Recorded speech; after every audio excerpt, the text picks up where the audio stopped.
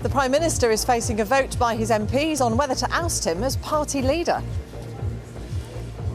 It follows the news that the threshold of letters from MPs calling for him to go was reached.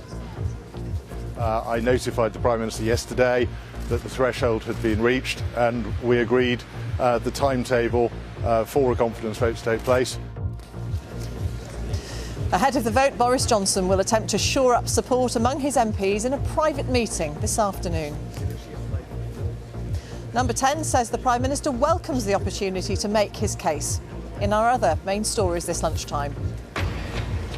The UK is sending multiple launch rocket systems to Ukraine after a warning from Vladimir Putin that his forces will attack new targets if the West supplies long-range weapons. A public inquiry into allegations of abuse at a hospital for vulnerable adults in County Antrim is getting underway in Belfast. Chaos for travellers continues with more cancelled flights announced today. And coming up on the BBC News Channel, 5 more new faces in England rugby camp while Johnny May earns a recall ahead of next month's tour of Australia.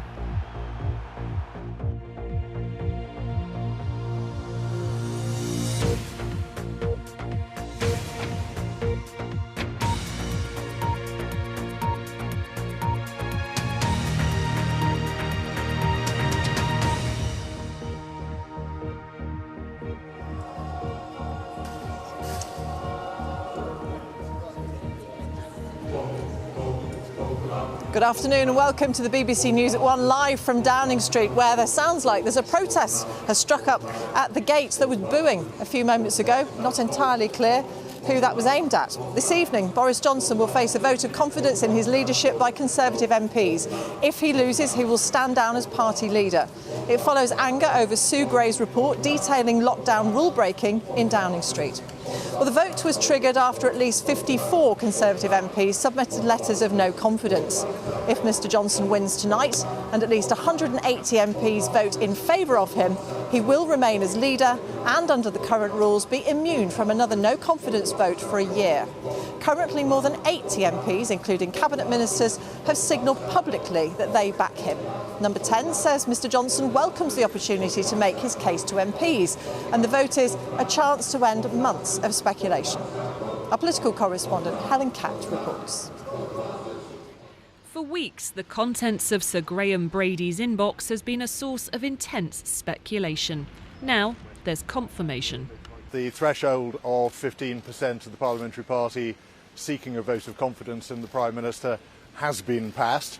Therefore, a vote of confidence will take place within the rules of the 1922 committee. That vote will take place this evening. The Jubilee offered a brief break for Number 10, but the movement towards this point has been building over many months. Some Tory MPs were angry about revelations of lockdown-breaking parties in Downing Street as details kept on emerging and the Prime Minister himself was fined for breaking COVID laws.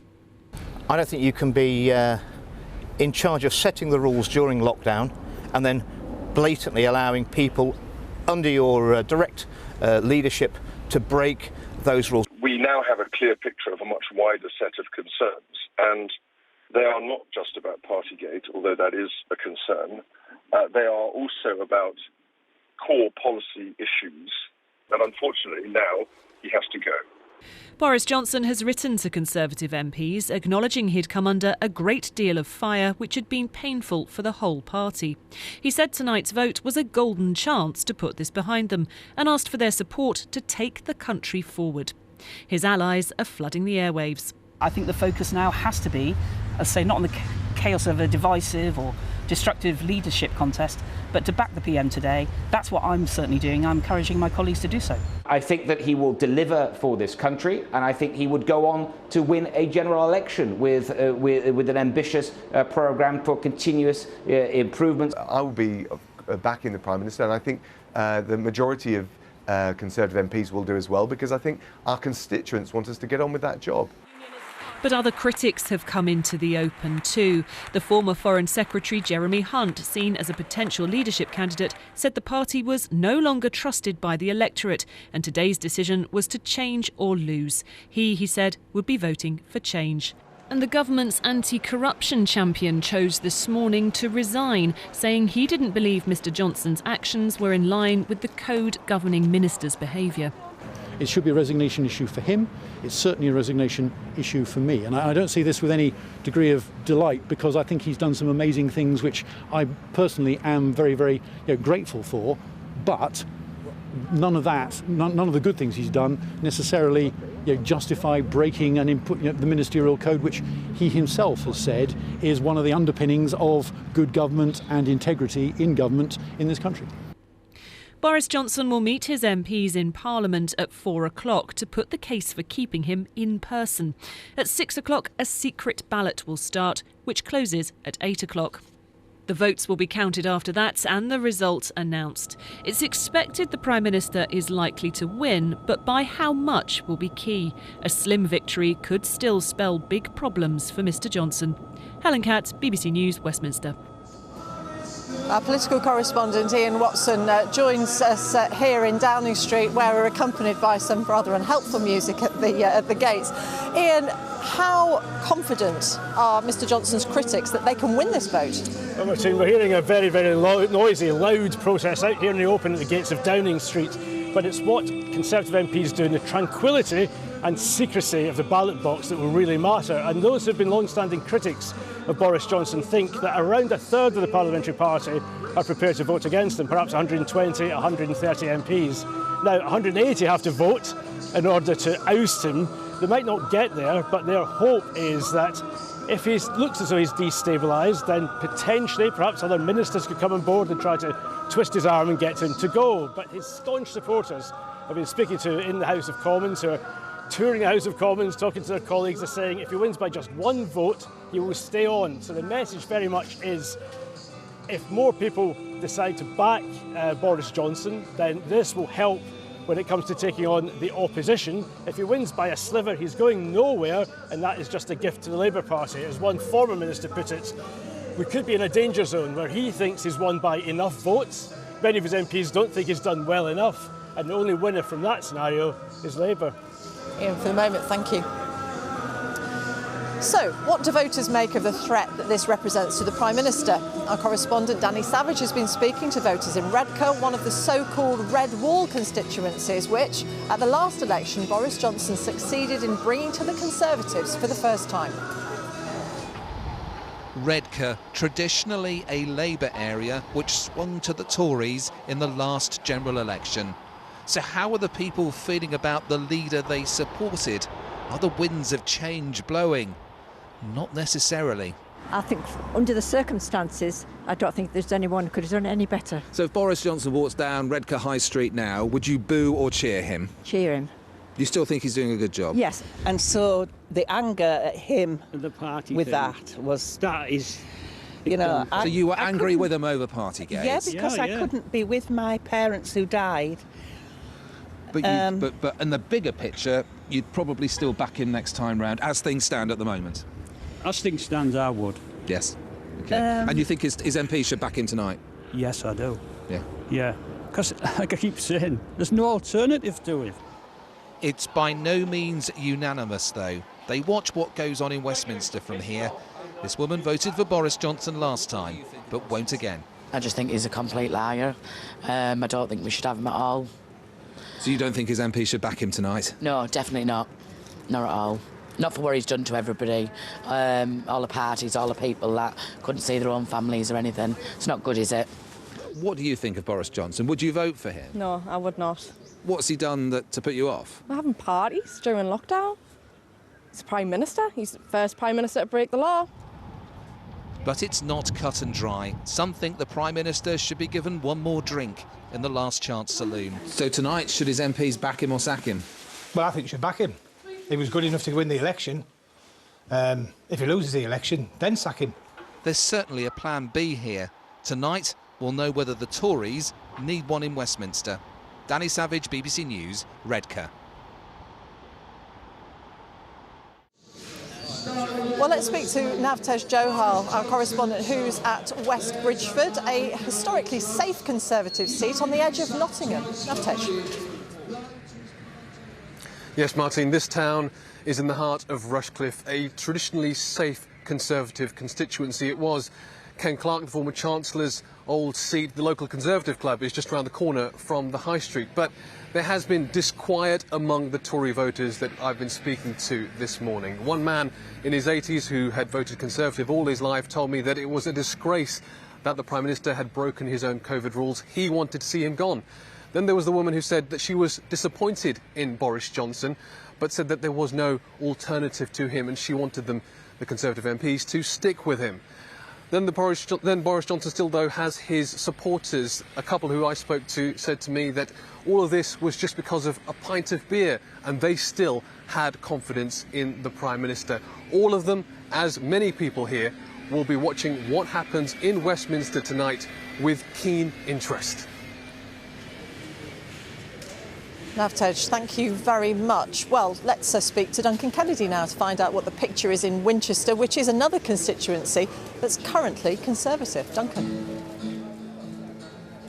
That's right, Martine. And to be honest, this morning we found it really difficult to find people who are wholeheartedly in support of Boris Johnson staying. That's not to say that they necessarily want him out. They are divided because they don't know what's going to come after him. This is very much a marginal seat. It's held by the Conservative MP Steve Brine, but only with a majority of 985. And to give you an example of what I mean, we came across a father and son this morning, Paul and Mark Benham. The father in favour of Boris Johnson saying, the son very much wanting Boris Johnson to leave. Take a listen to what they had to say. I've just lost confidence in his ability to lead, and I don't really trust him anymore. I think it's good that he's done some great things in terms of I supported Brexit, but other than that, I just lost confidence in him, I'm afraid. My father had a different opinion. Let's turn to the father. I am indeed. Which way should it go tonight? Should Boris Johnson stay or should they kick him out? He should stay. He's done so much, shown so much leadership, and particularly on international issues recently, that I don't think anyone else would do the same. Well, it just goes to show that Boris Johnson has the power to divide even families. I think a lot of people are struggling between the man himself, the person, and the policy. I think a lot of people don't trust him here in Winchester in terms of the personality and over Partygate, but do like what he's doing on the policies over COVID and Ukraine. Like everybody else here, they're going to be watching that vote tonight very closely indeed. Duncan, thank you very much. Well, you can get much more on this evening's vote of confidence in Boris Johnson online at bbc.co.uk/news. We'll have more from you before the end of the programme, but now it's back to Luxmy in the studio. Martine, thank you. The UK has announced it's sending multiple launch rocket systems to Ukraine. The Defence Secretary Ben Wallace said the long-range missiles will help Ukraine defend itself against Russia. It comes after the US announced it was also supplying an advanced rocket system. Our defence correspondent Jonathan Beale reports. Ukraine's President Zelensky visited his forces now fighting a brutal, costly war in the east this weekend. Sheltered in a building from the artillery shells that continue to rain down on their positions. This was his first visit to the Donbass since Russia refocused its offensive here. He's already described the situation as hell. This, a chance to boost morale. You are true heroes of our country, Ukraine. You are heroes of war. Because of you, we have and will have our land and our country. Ukraine's forces are outnumbered and outgunned. Russia's vast arsenal of artillery and rockets being used to try to pummel and break Ukraine's defences. Both sides are taking heavy casualties. But for Ukraine, more help will soon be on its way. Today, Britain announced it will be sending this, its most advanced rocket launcher, following the lead of the US, which is supplying Ukraine with a similar system. The British Army's multiple launch rocket system can fire a dozen rockets in a minute and has a range of up to 50 miles, further than most of Russia's artillery. The flow of weapons from the West has already angered Moscow, though President Putin has also been trying to play down its significance. We believe that the delivery of rocket systems by the United States and some other countries is related to making up for the losses of combat hardware. There is nothing new about that, and this actually changes nothing. No one weapon is likely to dramatically alter the course of the war in the Donbass, which is already being reduced to waste and ashes. Particularly in such small numbers. The US is so far sending 4 of its rocket launchers to Ukraine. The UK is supplying 3. But for Ukraine, which has repeatedly asked for these systems, every little helps. Jonathan Beale, BBC News. Well, let's talk to our Ukraine correspondent, Joe Inwood, who's in Kyiv. Joe, more than 100 days in, and it seems like the conflict is deepening. Yeah, absolutely. But it's also kind of grinding and slowing down. The fight, as Johnny was saying there, is centred in the Donbass and particularly around this town of Severodonetsk. And it's interesting, over the last few days, we've been hearing conflicting reports from both sides about what's going on in the city. What we do know is that it is increasingly bloody. This bitter and difficult artillery battle that we're seeing there. The question is, as Johnny was discussing there, what difference this new hardware can make. It will give the Ukrainians some sort of advantage. It is more accurate, it has a slightly longer range, but will it turn the tide of this war? That doesn't seem entirely likely. And so I think all sides here are expecting for and digging in for a long fight. Joe, thank you. A public inquiry has begun in Belfast into the physical and mental abuse of vulnerable adults at a hospital in County Antrim. More than 70 staff have been suspended as a precaution from Muckamore Abbey, which caters for people with severe learning disabilities and mental health issues. Families say they hope the hearings will reveal the full scale of the scandal, as our Ireland correspondent Chris Page reports. Some of the most vulnerable people in Northern Ireland were supposed to be cared for here. But instead, they suffered cruelty. Relatives of patients in Muckamore Abbey Hospital first raised concerns about physical abuse 5 years ago. They've been campaigning ever since. These families expect that some of the evidence they'll hear will be very harrowing, but they hope the inquiry will reveal the full scale of the abuse scandal, that it will give them answers and accountability. There is a litany of allegations of wrongdoing and adult safeguarding concerns. Glyn Brown is speaking out on behalf of his son Aaron, who has autism and was in Muckamore. I'd like to note that this is the worst adult safeguarding scandal since the NHS was formed. So what are the questions that you want to see answered? We have understood there has been catastrophic failures in all directions and all departments. So we would be wanting to know, how come that every protection measure that was in place failed so miserably? Muckamore Abbey houses adults with severe learning difficulties and mental health needs. Detectives have been viewing around 300,000 hours of CCTV from inside. More than 70 staff have been suspended as a precaution. Police have arrested 34 suspects. So far, 8 people have been charged. The public inquiry was set up by the devolved government.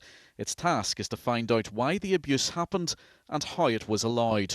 It is critical that this inquiry forms recommendations with teeth to ensure that this can never happen again. Anyone could have a loved one who requires care in a hospital like Muckamore, and the situation now is such that how can you know that they are safe? The chair opened the session by acknowledging there'd been dreadful mistreatment. Because so many of the patients were either non-verbal or had difficulty communicating, they couldn't express what was happening, or they were not regarded as credible. Many of the parents and relatives and carers who trusted the hospital have been let down. Hearings will carry on for a number of months. Those who've pushed hard for the inquiry want nothing less than the whole distressing truth of what happened in this hospital. Chris Page, BBC News, Belfast. The time is 19 minutes past 1. Our top story this lunchtime. The Prime Minister is facing a vote by his MPs tonight on whether to oust him as party leader. And dreaming of fewer days in the office, we take a look at what's thought to be the world's biggest trial of a 4-day working week. Coming up on the BBC News Channel, the build-up to Wimbledon begins as the grass court season continues at the Nottingham Open. Harriet Dart and Heather Watson are in action before Emma Raducanu begins her campaign tomorrow.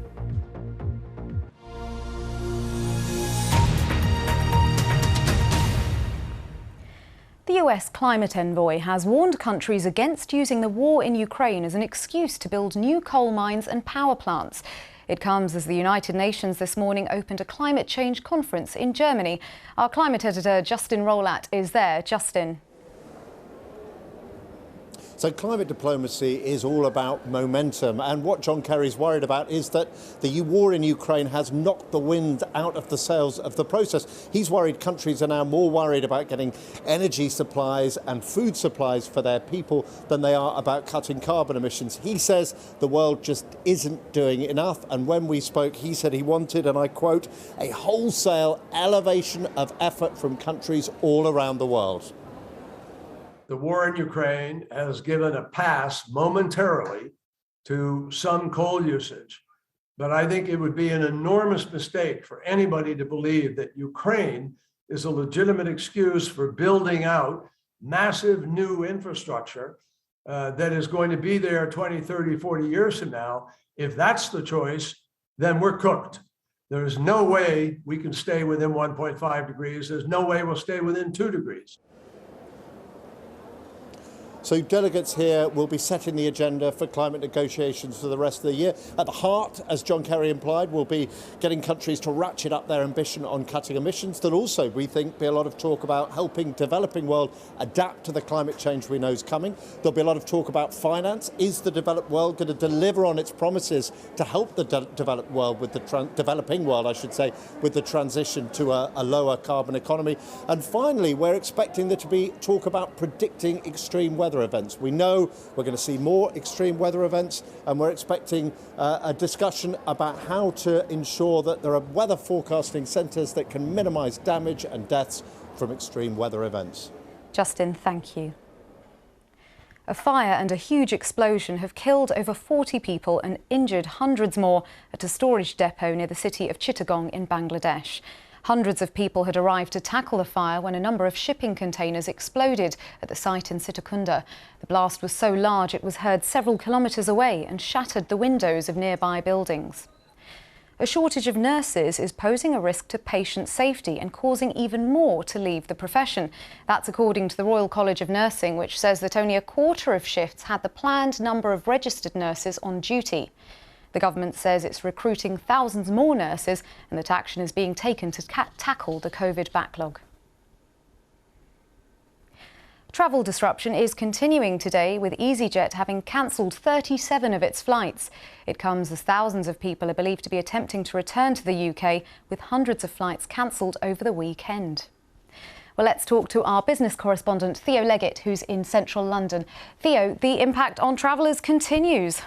It is, although there's a change of emphasis. So what we saw last week and over the course of the Jubilee bank holiday weekend was people trying to get away on holiday and finding out that their flights were either delayed or cancelled. They were suffering from disruption. There was a lot of disappointment. What we're seeing now is the people who did manage to get away, some of those people are finding it difficult to get home. And obviously there are pressures to get home quickly because people have to be back at work, they have to be back at school and so on. So we have this 37 flights cancelled by EasyJet. Other airlines are also cancelling services. Wizz Air, for example, out of Gatwick. British Airways appears to have cancelled a few. So it's not just EasyJet. But there is this bigger picture going on, which is that what we're seeing at the moment is the holiday surge in traffic. This is the chance to get away after the months of shutdown, lockdown that we had during COVID. But during the periods when travel was restricted, airlines, airports, ground handling companies, everybody involved with getting you from one airport to another, they had to cut back on staff because they simply couldn't afford to keep them on when we weren't able to fly. Now people are flocking back to the airports. there's a problem. These companies can't get the staff they need quickly enough. They have to go through things like security clearances, and that takes time. So at the moment we're seeing backlogs. It is still a minority of flights that are being cancelled. I should stress that. EasyJet, for example, has told us it's running some 1,700 flights today, of which 37 are cancelled. So it's a small proportion. But nevertheless, for the passengers involved, it is, of course, horribly inconvenient. People feel stranded. They can't get home. There's a lot of anger out there. But the concern now will be looking forward, because obviously in a couple of months' time, we're going to be seeing traffic ramping up again for the summer holidays, the big summer getaway, and the airlines and the government are pretty determined that this situation should not happen again. The question is, how do you prevent it? Theo, thank you. A surge in car thefts has been linked to a shortage of parts, with criminals stripping the components and selling them on for high prices. An average of 244 vehicles are being stolen every day, the equivalent of 1 every 6 minutes, according to figures released by police forces in the UK. South Yorkshire and the City of London saw the sharpest rises in thefts. Transport for London is advising against travel on the London Underground today because of thousands of staff having gone on strike. They say they're concerned about job losses and changes to pensions. The disruption is expected to continue until tomorrow morning. Now, a 4-day working week with no loss of pay may sound like an impossible dream for many, but that's exactly the setup for more than 3,000 workers across the UK from today, in what's thought to be the world's biggest trial of a 4-day week. So, could the pilot, organised by the 4-day week campaign, lead to happier, more productive staff? Well, our business correspondent Emma Simpson has been finding out. Instead of working a 5-day week, how about pouring it all into 4? We're talking 100% of pay for 80% of the hours. This small brewery is about to try. Well, we're a simple business. We have to produce and package the same amount of beer every week that we do now. That's our challenge. The pandemic has already given us a taste of flexible working. This boss believes it's time for a new approach. There's a real sense of this is the way we do things because this is the way we do things. And people don't rethink things, they don't think about what's necessary, and this is a chance for us to do something positive with that. Staff are keen to make it work. How are you going to be more productive? Just being quicker, being more. If I know I've got to get stuff done in 4 days' time, to enjoy that extra day, I think that'll be a good incentive. British workers do some of the longest hours in Europe, and we're also nothing like as productive as we should be. Could we perform better if we do fewer hours? That's what this big trial is trying to find out. Around 70 firms are taking part. This recruitment company in Exeter started in January. Fiona uses her day off to get chores done so she can enjoy the weekend. If you're happier outside of work, you're happier in work, and there is the productiveness there. Josh likes golf, but the big thing is childcare. Most of the time I spend with my young daughter, so again, which frees up a lot of money for nursery fees, which is always helpful. It's all about productivity. The boss, Simon, started a 4-day week for a better work-life balance and says profits are actually up. Interestingly, across the board, all of our inputs have gone up. I mean, quite simply, everyone's doing more in less time. People are burning out. Here's the professor leading the research for this global 4-day week project. But how realistic is it? You can be 100% as productive in 80% of the time in many workplaces. It's also about the whole economics of this, so that you might become 10% more productive, but that your company's also saving on healthcare costs, on hiring new people, so that they come out ahead in the end. Packing the work into 4 days is a tall order, but this brewery hopes it will deliver a better way to work. Emma Simpson, BBC News. Research carried out for the BBC has found the number of properties available to rent has halved since before the pandemic. The industry body Property Mark surveyed 4,000 letting agent branches. It claims many landlords have decided to leave the market, resulting in big price rises for tenants.